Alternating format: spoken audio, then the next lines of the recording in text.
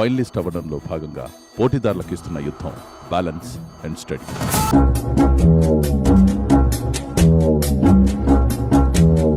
ఉన్న బ్లాక్స్ని ఒక్కొక్కటిగా తీసుకొని స్టాండ్ దగ్గరకు వచ్చి కాలి సహాయంతో నికృష్టుడా, నిన్ను పందుల తోటలో వేసి తొక్క, ఇది నీకు న్యాయమరా?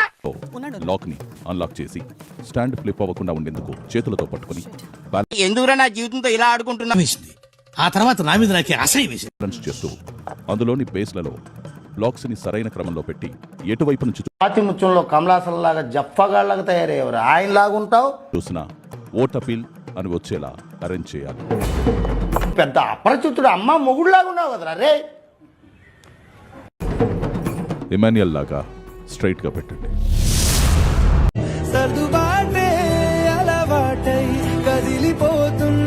ఈక్వల్ ఆపర్చునిటీ కోసం ఈ 3 తీస్తున్నా.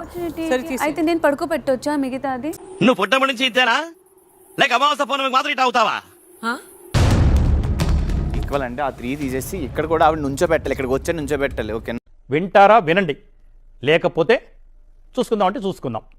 తీసేస్తే అవి ఆవిడ వచ్చి బ్యాలెన్స్ చేసుకుంటూ 1 after 1 పెట్టుకోవాలి. 1 after 1 పెట్టుకోవడానికి ముందు అక్కడి నుంచే పెట్టుకుంటారు కదా. ఇప్పటితో ఆపేద్దామని అనుకుంటున్నాను నేను. మీరు కనుక రైట్ చేస్తే రైట్ చేస్తాను నేను. మీరు ఇంకొకటి తీసేయండి దయచేసి. ఎవడంత హ్యాపీగా ఉండాలనుకుంటున్నాడో అంత హ్యాపీగానే ఉన్నాడు, నేను తప్ప. యాజ్ పర్ యువర్ రిక్వెస్ట్ నేను తీస్తాను. Thank you. నా మీద గెలవాలని నీ తాపత్రయం.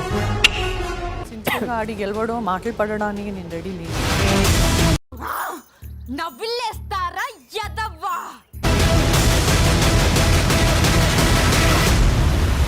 వాడు దరిద్ర దేవత మంచి స్నేహితులు.